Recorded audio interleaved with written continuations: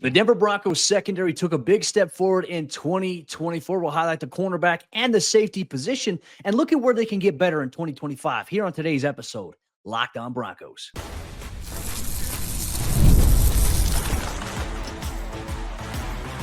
You are Locked On Broncos, your daily Denver Broncos podcast. Part of the Locked On Podcast Network, your team every day. Broncos Country, what's happening? Welcome into another episode, Locked On Broncos, your daily Denver Broncos podcast, part of the Locked On Podcast Network, where you know it is your team every day. Thanks to all the everydayers out there in Broncos Country, all the first listeners for tuning in and making us part of your day, however you choose to do so. Make sure you get in the conversation on social media at Broncos, at Cody Roark NFL, at Sayre Bedinger. I'm Cody Roark, Broncos reporter for Mile High Sports, joined as always by Sayre Bedinger, site expert, predominantly orange.com. We got a lot to break down here on today's episode of the show as we wrap up our final position overview of 2024. We're going to look at the Broncos secondary. We'll maybe take a look and wrap up the show by looking at how the Broncos can improve at cornerback and safety in 2025. We'll look at how the safety position fared in 2024. We're going to kick things off on today's episode of the show by highlighting the cornerback position and how that turned into one of the Broncos' biggest strengths, and some of the biggest questions were answered early on there. You get all that on today's episode of the show. Sayre, my friend, let's start off here with cornerbacks as we wrap up our final position recap of the 2024 NFL season. I remember coming into it, going into training camp, you and I had a lot of conversations and discussions surrounding the cornerback position. Who's going to emerge opposite of Pat Surtain this season? Is there going to be competition between veteran Levi Wallace, or is Riley Moss going to be the guy, or is the Broncos rookie that they drafted in the NFL draft, is he going to be the starter? There were so many different conversations that we were having, and man, we got this question answered pretty early on in training camp. We did, because Sean Payton loves Riley Moss, and he kind of put that out there when I believe it was an interview he did with Kay Adams or something like that, where he was talking about Riley Moss, Cody, and a number of Riley's teammates were talking about him as well. Like, they've embraced this whole thing about Riley Moss being the only white cornerback in the NFL until Cooper DeJean obviously came in. But, you know, there's the white man can't jump graphic that was put out there by our friend Boggins on Twitter and things like that. And Pat Surtain got wind of that. They love that stuff. And I think they really embrace this fact that, okay, like, we're kind of making a little bit of modern history here in the NFL, but like, now that the joke is out there and everybody's talking about it, are you going to back that up with the way you play? Like, if you're going to be the only guy out here that's playing corner, can you do it? Can you play corner? And Riley Moss proved that he can, Cody. So you not only had a defensive player of the year candidate in Pat Surtain, but then you had one of your top breakout guys on the roster in Riley Moss. Unfortunately, the knee injury against Las Vegas seemed to hinder his you know, I guess if you want to call it a red shirt rookie season or his first year as a starter, that injury, that knee injury was the only thing that derailed what we saw, because then he got cooked by T. Higgins, had a rough game against the Bills a little bit in the playoffs in some areas and aspects. But I think when you consider the expectations at this position going into the year, man, Riley Moss vastly exceeded expectations and has given the Broncos another important building block. Yeah, and look, I think some of those struggles that Riley had coming off the knee injury, I think it clouded a lot of Broncos Country's minds about, okay, well, hey, maybe we don't have cornerback two. Folks, take a deep breath for a second. Riley Moss is cornerback two here for this team. That's not a need. That's not a worry for this roster. Like, coming off of an MCL injury or even any knee injury for that matter, where, hey, guess what? You don't play for 4 or 5 weeks at that point. That's tough to go back, and you're playing the hardest position in football, where you're moving laterally, you're cutting, you're planting, you're backpedaling, you're doing all this stuff.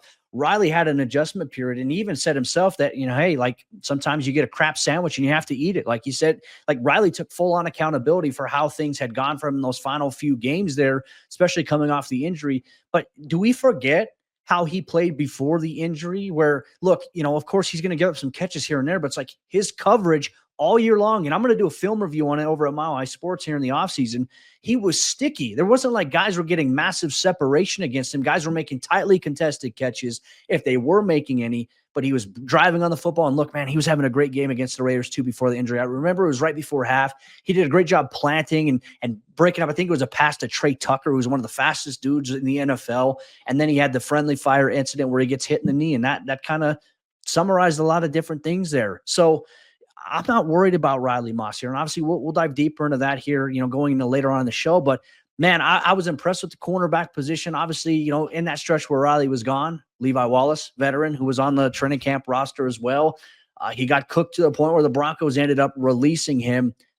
To me, you see with Riley out, you saw the emergence of another young guy, Chris Abrams-Drain, man. Look, obviously we'll talk a lot about Pat. We have already here, in a couple of other episodes. But man, I was impressed with the depth minus the Levi Wallace thing here for Denver. Yeah, because Chris Abrams-Drain came in and played outstanding at the end of that Cleveland game and then going into that Los Angeles game where he got an interception off of Justin Herbert. And I believe at that point, Cody, I think Justin had thrown just one or two other interceptions the entire year at that stage. And then he went and threw, 4 in the playoffs against Houston. But at that it was very rare for Justin Herbert to be throwing interceptions, and Chris Abrams-Drain got a game-changing play. Now, that game-changing play should have truly changed the game for the better for the Broncos. Unfortunately, it was kind of the straw that broke the camel's back in terms of their downslide in that.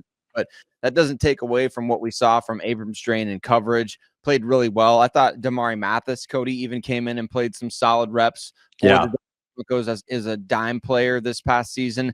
They probably should have just gone with their gut, right? When you're looking at that Cleveland game, you knew Riley Moss wasn't playing.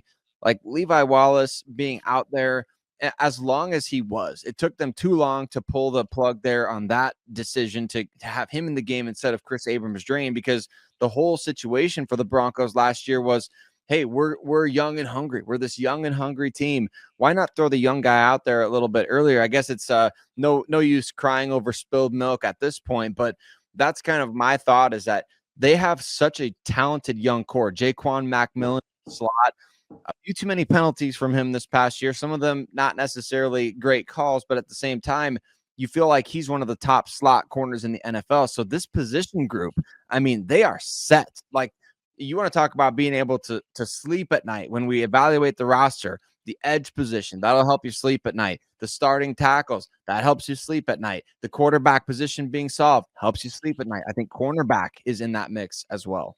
Yeah, I agree with you too. And to your point, going back to J-Mac, I thought, like, for him this season, he saw more volume, more targets inside the nickel than he did last year. And look, I think when you have Pat Surtain, and you had at one point a healthy Riley Moss, they were going to try to attack the slots on the inside, because that's really where teams can create the most opportunities. It's hard to get that on the outside unless you're running, sits and you're running out routes, or you're running, trying to do that. For the most part, a lot of those outside routes are compressed and contained by Riley Moss, Pat Surtain. So naturally, you're going to try to get some space. You're going to try to get those rub routes there to where you're going to put Jaquan McMillian in a tough position there. But still, with all that, I mean, he still played with high energy. And look, he's in ERFA here this offseason. They'll bring him back. It's an easy decision to make in terms of tendering him. But man, I was impressed with what we saw from him overall in that position, as specifically at cornerback. And look, let's talk about Pat Surtain here. We'll kind of close off this segment by highlighting what he was able to do. I mean, we already talked about it in yesterday's episode of the show, how winning defensive player of the year, which we'll find out if he does that here tonight on the NFL Honors, how winning defensive player of the year kind of cements a little bit of a Hall of Fame case for him. If you missed that episode, make sure you go check out yesterday's episode to get that conversation. But man, just so impressed by Pat Surtain's level of dominance this season. Obviously, the production, you talk about who he went against, who he shut down and limited. That right there is hard to do in today's NFL. And look, I think the numbers, the passer rating when targeted, that right there speaks for itself. Like, no receiver could really gain any separation against Pat. That is something you can continue to build off. He's a special player. Man, when you have him and you have a guy like Riley Moss when fully healthy, these guys elevate your defense at even another level. And that, to me, as you agree, I sleep well at night knowing that. Yeah, throwing at Pat Surtain is advantage Denver Broncos, and that's a huge, huge reason why this defense was able to take a leap forward this past season, is because Pat is just so consistently dominant on his side of the field or wherever he's lining up. Because as we saw throughout the season, I mean, he's playing against wide receivers, he's going against tight ends, he's going against slot guys, he's going against big guys, he's going against fast guys, he's going against guys who like to use their bodies to create separation. It doesn't matter who's going up against Pat Surtain. It's so hard to get an edge against him. And we saw, I mean, how much frustration did we see from other players? Like, I know there was a couple of times DeAndre Hopkins, pushed off to get separation from Pat Surtain, and those guys were jawing at each other a little bit out there.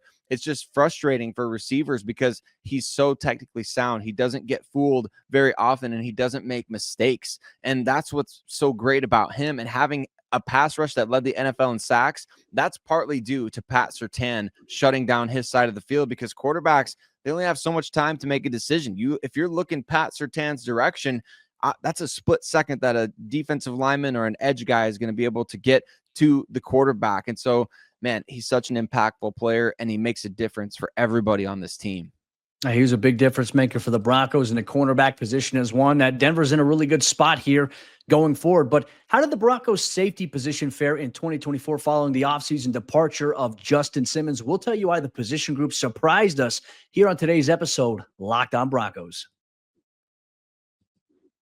Today's Locked On Broncos podcast is brought to you by our friends over there at FanDuel, America's #1 sportsbook. And Super Bowl 59 is here. One game, two teams, endless possibilities, and there's no better way to make every play even more exciting with FanDuel Sportsbook. Whether it's predicting the first touchdown of the game, calling who wins the MVP, or even betting on the coin toss, or even what color Gatorade it is, FanDuel makes it easy to get in on the action with all of your Super Bowl 59 props all in one place. Plus, with live betting all game long, you can adjust your bets as the game unfolds, and you can feel the thrill from kickoff to the final whistle. The live betting feature lets you stay involved no matter what happens on the field, and the app is super easy to use and navigate. Plus, knowing that you can place a $5 bet and potentially win $200 in bonus bets for the Super Bowl, that's the icing on the cake. Download the app or head to FanDuel.com to get started. Bet just $5, and if you win, you'll score $200 in bonus bets. That's FanDuel.com. Bet with FanDuel, official partner of Super Bowl 59.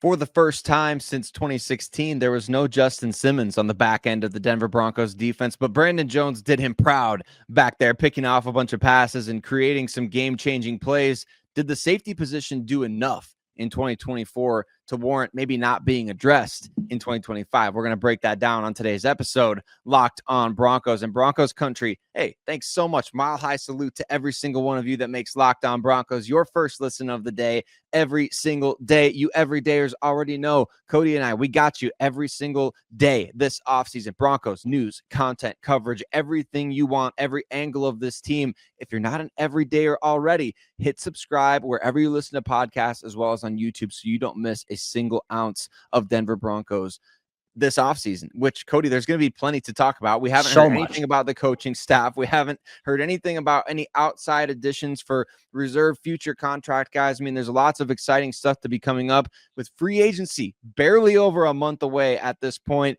And the safety position is where the Broncos had to address in 2024 with the departure of Justin Simmons. Needed the cap space, $14 million in savings by cutting Justin Simmons. Very, very bitter pill to have to swallow. But with those savings, the Broncos went out, they signed Brandon Jones from the Dolphins, and they brought back PJ Locke to be their two starters.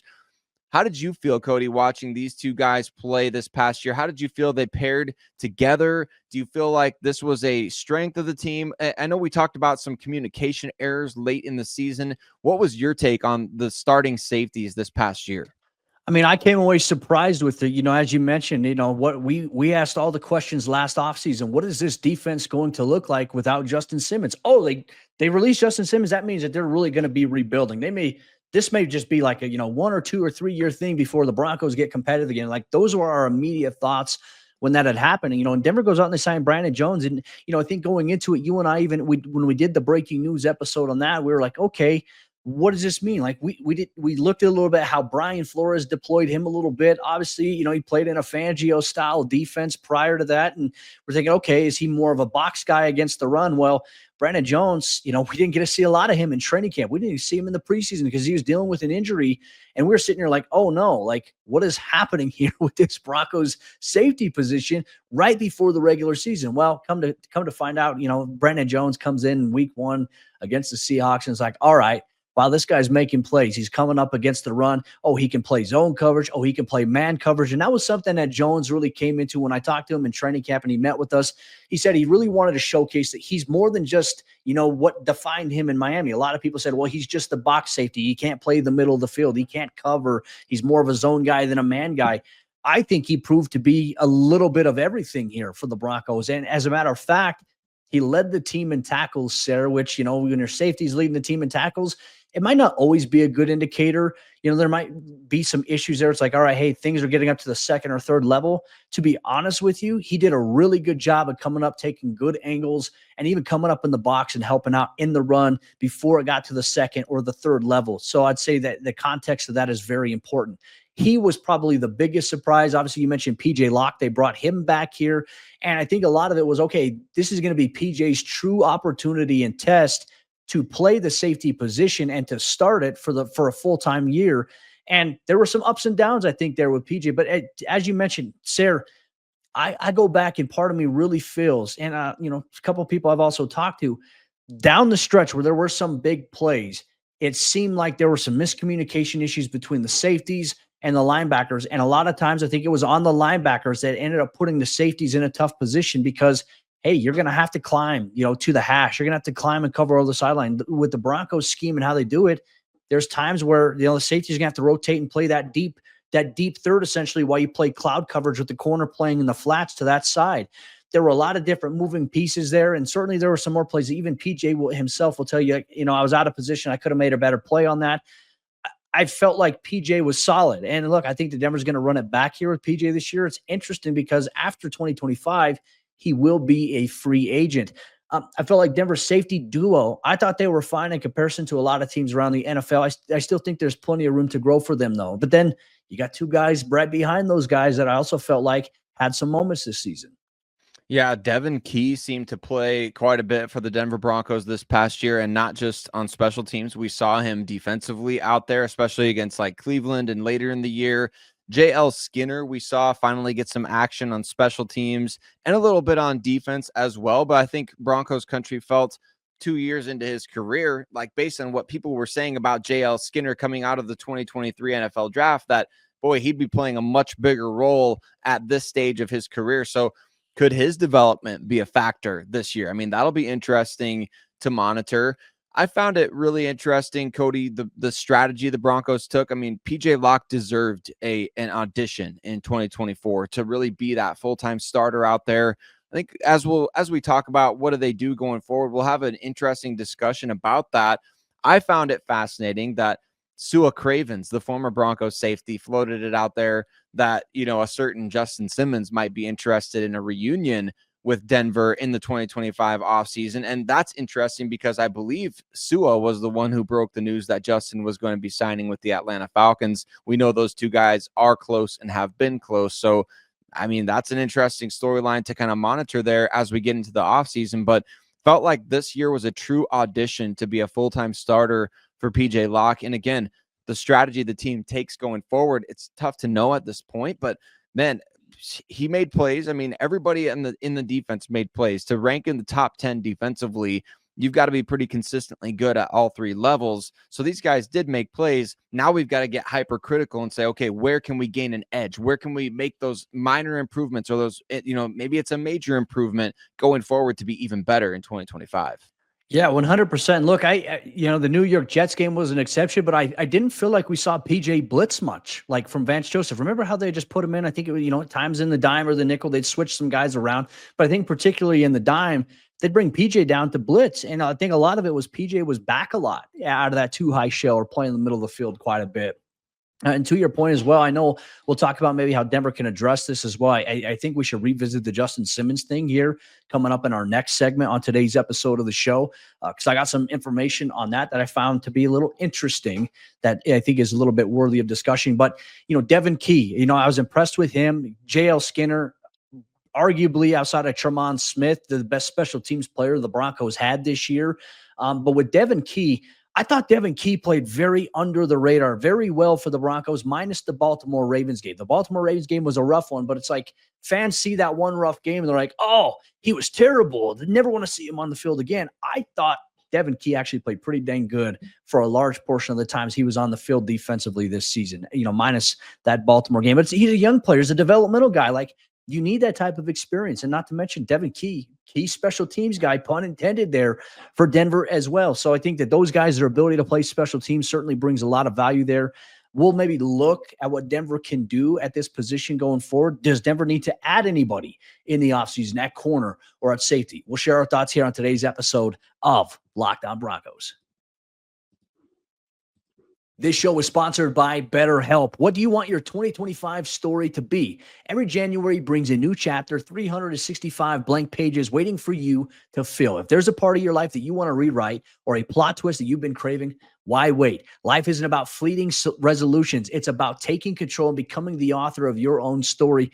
Think of therapy as your personal editor, helping you craft the life that you deserve. It's not just for crisis situations. Therapy can help you develop healthier coping strategies, improve your relationships, and empower you to be the best version of yourself. Whether you're facing a challenge or you're looking for personal growth, therapy is a powerful tool to help guide you on your journey. Whether it's learning how to set boundaries or tackling stress in new ways, therapy can help you develop skills for a better tomorrow. Even if you've never tried therapy, the benefits are clear. Finding someone to talk to and gaining fresh perspectives can make all the difference in how you navigate life's ups and downs. And I've used BetterHelp therapy before in the past. I've really benefited from being able to match with a licensed therapist. And if I didn't vibe well with my therapist, I could change therapists at any time at no additional charge. So write your story with BetterHelp. Visit BetterHelp.com/lockedon today to get 10% off your first month. That's BetterHelp, HELP.com/lockedon.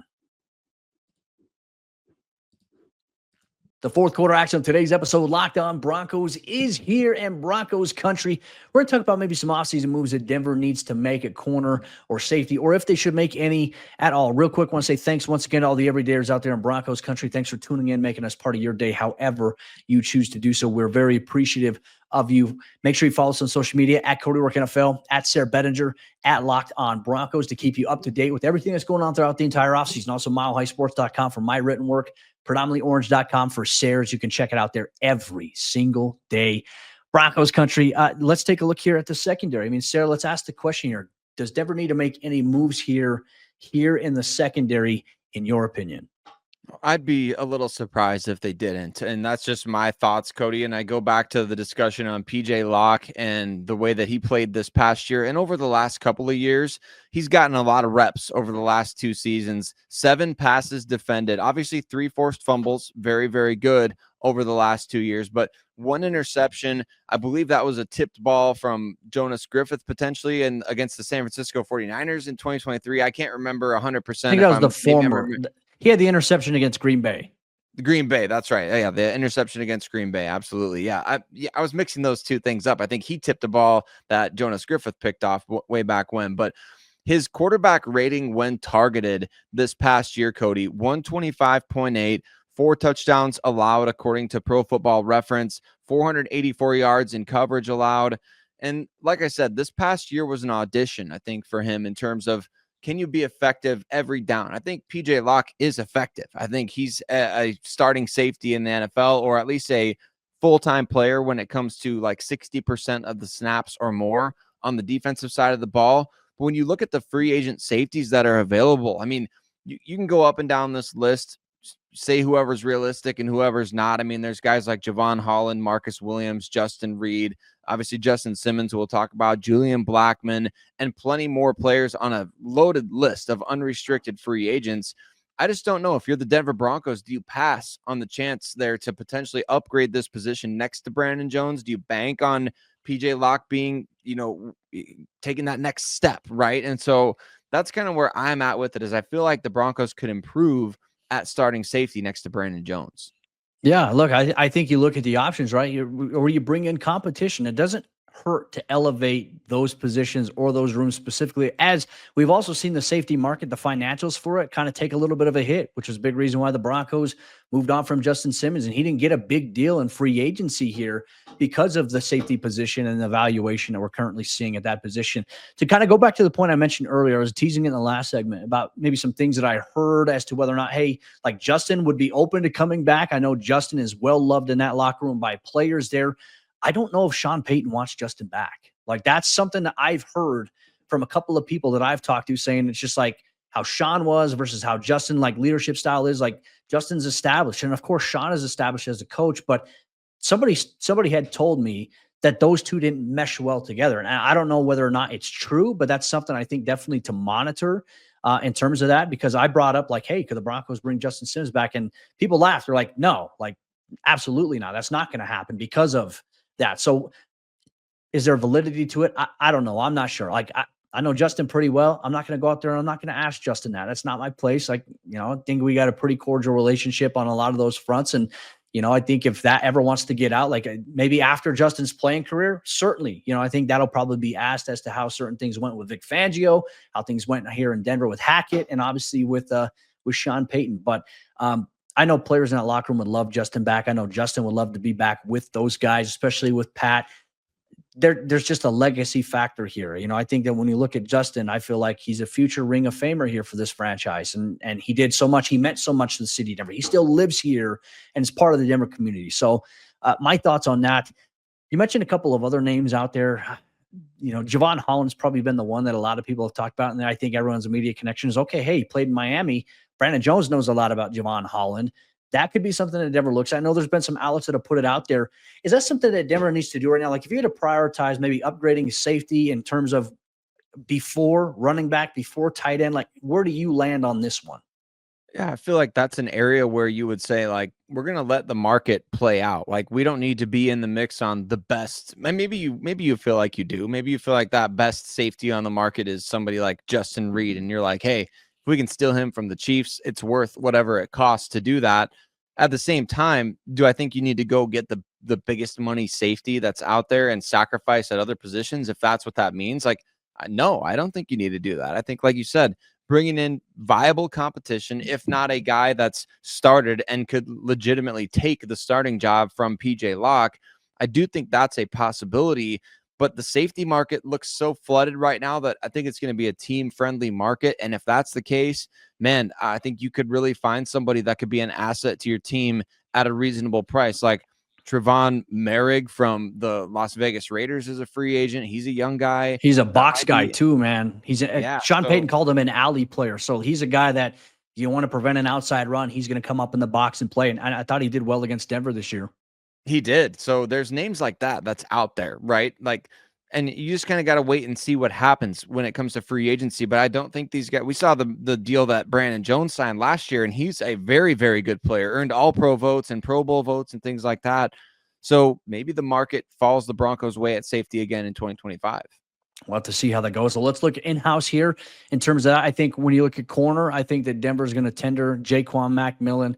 Patrick Surtain, luckily, we don't have to go into this offseason saying, okay, how are the Broncos going to pay PS2? Could you imagine now, like with the defensive player of the year, if that happens tonight, like, and he wasn't signed to an extension, we'd be like, oh, shoot. Like, he already reset it, and then the Rams with Jalen Ramsey reset it again. I hate that. That's petty, stupid, whatever.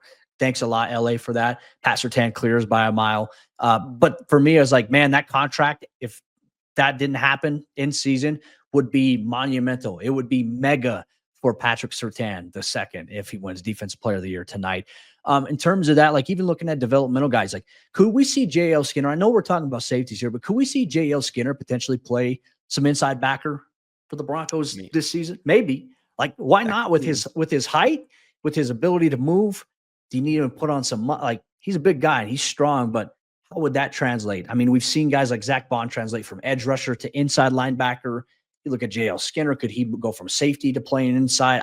I don't know. Maybe something to throw out there, but I don't think you need to tinker with it too much. But I'm very much with you. If the market falls a certain way for Denver, I'm not opposed to them looking at options to add to the position and bring in competition. And one thing I think you and I would really agree on is that the cornerback group, there are certain people out there that we've talked to, even our good friend Maddie over there at Mainly Broncos. We've had this discussion about, do the Broncos need cornerback too? Like, do they need to potentially bring somebody in for competition? And my personal thought is that I don't think you need to do that. I think that's maybe a bridge that you would cross if, okay, we saw a lot of good things from Riley Moss this year. We saw a lot of good stuff from Chris Abrams-Drain, even in a smaller sample size. And I think what you saw in 2024 from those guys should give you the clearance to address any other area on the roster in 2025. And I do think it's valid to bring in competition. I think you always want to be drafting corners and bringing in corners because, like Vic Fangio said, I mean, there's 96 essentially starting cornerback jobs in the NFL, and there's not 96 corners to fill them out in the league. So if you have an overabundance, that's a great luxury to have. But to me, I would bank on these young guys continuing to develop. It's not always linear in the NFL, but the progression that we have seen already from the young guys here, I think you've got 4 really good ones. And Damari Mathis is still under contract. I wouldn't do really much of anything other than maybe take a late round flyer on an athletic guy who can help your special teams at that position.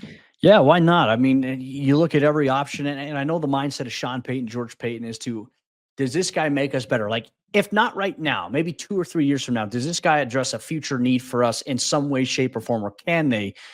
You're very much at like, you don't want too much roster turnover, but anytime you can upgrade any position possible to make it even better, I think that they'll look at every opportunity to do just that. And there's going to be a lot of evaluation ongoing. And part of me is wondering how that evaluation may change with Denver losing some of these executives. Like they lost Darren Muji to the New York Jets. They lost Mark Thews to the Las Vegas Raiders. Like, you've had a lot of changes. How does that impact your evaluation? And when you bring new people in or promote from within, does that make things kind of stay status quo, or are you going to run into some obstacles and challenges with your evaluation in terms of scouting and personnel? I'm very curious to see how that maybe impacts the Broncos this season. Well, Broncos Country, that'll wrap up today's episode of the show. For all you everydayers, look, we're hopeful and we're adamant. We believe that Pat Surtain will win Defensive Player of the Year tonight at the NFL Honors. If that happens, we'll recap it. We'll break it down. We'll even include his speech if he has one there. But we'll also share some insight from Sean Payton as he appeared on Up and Adams at Super Bowl Radio Row. What did he give away in terms of that